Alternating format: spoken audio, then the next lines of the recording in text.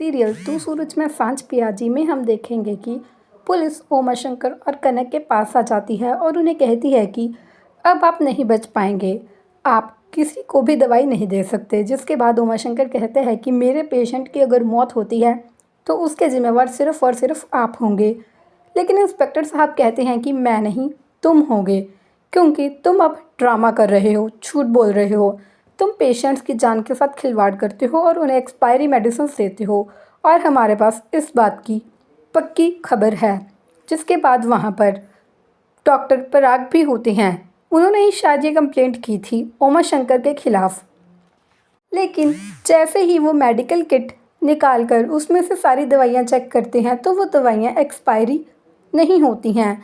दूसरी तरफ आदित्य मासिसा को घर से बाहर निकालने ही वाला होता है। जैसे ही उनका सामान फेंकता है तो वो उनकी शादी की फ़ोटो देख लेता है जिसमें मोसासा की जगह कोई और बैठा होता है।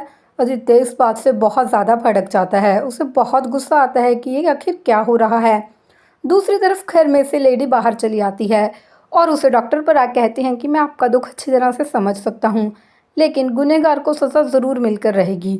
आंटी बोलती हैं कि आप किसे गुनहगार कह रही हैं? उमा साहब तो साक्षात भगवान हैं। इन्होंने मेरे पति की जान बचाई है। इनकी वजह से आज मेरा सुहाग उजड़ते उजड़ते बच गया। डॉक्टर पराग को तो यकीन ही नहीं आता। उमाशंकर भी थोड़े शौक में थे कि आखिर अब पुलिस और अब ये लेडी पुलिस के बिल्कुल उल्ट कह रही है। तब इंस्पेक्टर साहब कहते हैं कि ये दवाइयाँ भी एक्सपायरी नहीं हैं। उधर आदित्य को गुस्सा आता है और वो मौसा साहब पर हाथ उठा देता है और कहता है कि एक बार फिर ये आदित्य अपनी इंसानियत भूल जाएगा। ये आदमी कौन है जो मेरा बाप बनकर इस घर में घूम रहा है, और मेरा असली बाप कहाँ है? नंदा कुछ बोल पाते इससे पहले ही आदित्य कह देता है कि तुम झूठी मक्कार औरत हो और मैं तुम्हारी एक बात भी नहीं सुनना चाहता। जल्दी से जल्दी इस घर से निकल जाओ। वो उसे घर से जाने के लिए कह ही रहा होता है कि तभी उमाशंकर और कनक वहाँ आ जाते हैं। उमाशंकर कहता है कि मौसिसा कहीं नहीं जाएंगी। आदित्य कहता है कि आप दोनों बहुत भूले हैं, अभी भी आप इस औरत को घर पर रखना चाहती हैं और आप जानते भी हैं कि इस औरत ने क्या किया है। तो कनक कह देती है कि नहीं, तुम गलत समझ रहे हो आदित्य, इन्होंने मेडिसिन नहीं बदली थी। आदित्य कहते हैं कि ये जो आदमी मौसासा बनकर हमारे साथ रहता है ये हमारा मौसासा नहीं है।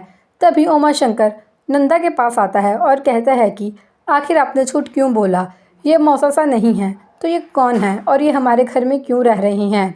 मौसासा नंदा से कहते हैं कि अब मत छुपा, नंदा अब सबको सच सच बता दे।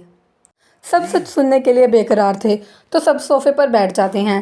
नंदा बताना शुरू करती है कि डॉक्टर पराग ने उसके साथ गलत किया और वो जेल में थी। जैसे ही उसने डॉक्टर पराग के खिलाफ आवाज़ उठाना चाही तो उसकी आवाज़ दबा दी गई क्योंकि डॉक्टर पराग काफ़ी पावरफुल थे। ठीक वैसा ही उन्होंने मौसासा के साथ भी किया था। मौसासा बताते हैं कि मेरी पत्नी की इसने दोनों किडनी निकाल ली थी, उसके मरने का इंतज़ार तक नहीं किया था, और जब मैंने इसके खिलाफ आवाज़ उठाना चाही तो इसने मुझे गलत दवाइयाँ दी और मुझे पागल खाने भेज दिया। डॉक्टर पराग और कोई नहीं बल्कि मेरा भाई है। हम दोनों मिलकर डॉक्टर पराग को सबक सिखाना चाहते थे, लेकिन हम ये जानते थे कि हम अकेले ये काम नहीं कर पाएंगे। इसीलिए मैंने कनक और तुम्हें चुना, क्योंकि कनक गलत के खिलाफ आवाज़ उठाती है और उमाशंकर तुम्हें मेडिसिन की अच्छी नॉलेज है। इसीलिए मैंने कनक को जैसे तैसे डॉक्टर पराग के कॉलेज तक पहुंचा दिया, क्योंकि मैं जानती थी कि गलत होता देखकर कनक चुप नहीं रहेगी। मौसासा बोलते हैं कि किस्मत का खेल भी देखो, जैसे ही हम ये सब कर रहे थे तभी नंदा की दूसरी किडनी भी ख़राब हो जाती है और वो डॉक्टर पराग के पास उस दिन किडनी के बारे में ही बात करने गई थी। लेकिन डॉक्टर पराग ने एक शर्त रखी कि अगर मैं एक्सपायरी दवाइयाँ तुम्हारी एम्बुलेंस में रख दूँ तो वो मुझे किडनी दे देंगे। लेकिन उमा, मैं ऐसा नहीं कर सकती थी, तुम बहुत भले इंसान हो, तुम तो लोगों की मदद करते हो, वो भी मुफ्त में, अपने डॉक्टर होने का फ़र्ज़ निभाते हो। लेकिन वो इंसान डॉक्टर के नाम पर थप्पा है और वो कितने ही मासूम लोगों की जान के साथ खिलवाड़ कर चुका है। इसलिए मुझे उसके जुल्म का शिकार बनना ही होगा। मैं अपनी जान भी दांव पर लगा दूंगी, लेकिन तुम्हें मुसीबत में नहीं फंसाऊंगी। मुझे सच में पश्चाताप है। मैं इस घर में पश्चाताप के इरादे से ही आई थी।